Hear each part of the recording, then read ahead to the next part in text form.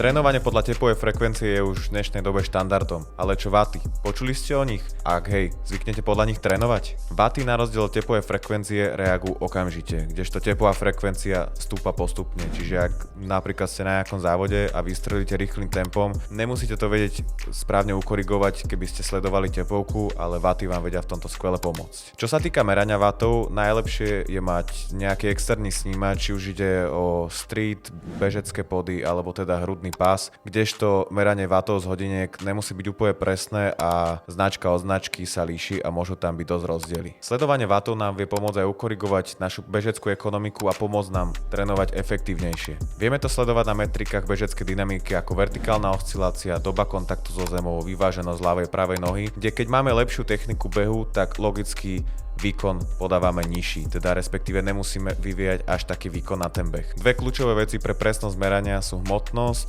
a kalibrácia, čiže treba pravidelne aktualizovať svoju hmotnosť a kalibrovať hodinky.